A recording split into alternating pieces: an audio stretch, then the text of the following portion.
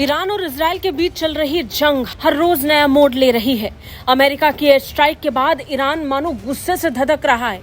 एक के बाद एक बड़े फैसलों का सिलसिला शुरू हो चुका है। ईरान ने गल्फ ऑफ होर्मुज को बंद करने का ऐलान किया और इसके साथ ही इजराइल पर खैबर शेकन मिसाइल से जोरदार हमला किया। और इन्हीं फैसलों के बीच खमेनी की एक ऐसी धमकी पूरी दुनिया के सामने आ गई है जिसमें इजराइल को खत्म करने, तबाह करने, उसका नामो निशान खत्म करने की बात सामने आई है। दोनों देशों में पिछले 10 से ज्यादा दिनों से चल रहे संघर्ष में अब हंगामा और बढ़ रहा है। ईरान के सुप्रीम लीडर आयतुल्लाह खमेनी ने सोशल मीडिया पर एक नया पोस्ट किया है जिसमें उन्होंने इजराइल को फिर से चेतावनी दी है और ये साफ किया है कि वो इजराइल को सजा देने वाले हैं। फारसी भाषा में किए गए पोस्ट में आयतुल्लाह अली खमेनी ने वादा किया कि इजराइल के खिलाफ सजा जारी रहेगी। उन्होंने ईरान पर इजरायली हमलों में अमेरिका के शामिल होने के बाद ये बात कही है।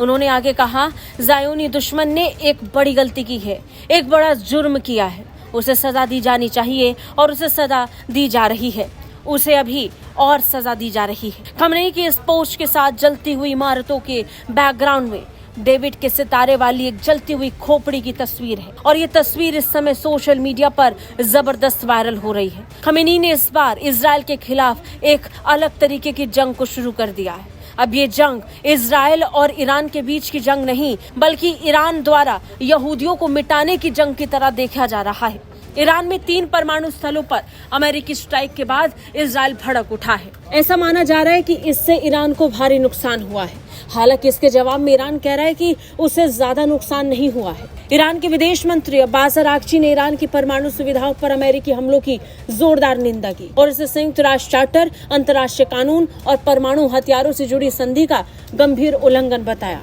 लेकिन इसके बावजूद ट्रंप दुनिया भर में अमेरिकी सेना की पीठ थपथपा रहे हैं, अमेरिका को शाबाशी दे रहे हैं और इसे एक सफल ऑपरेशन बता रहे हैं जो इस समय मिडिल ईस्ट पर आफत बनकर टूट पड़ा है, क्योंकि ईरान इसके लिए न सिर्फ इजराइल को बल्कि पूरी दुनिया को सजा देना चाहता है। ईरान ने साफ किया है कि वो होर्मुज स्ट्रेट को बंद कर मिडिल ईस्ट द्वारा किए जा रहे व्यापार को बाधित करेगा।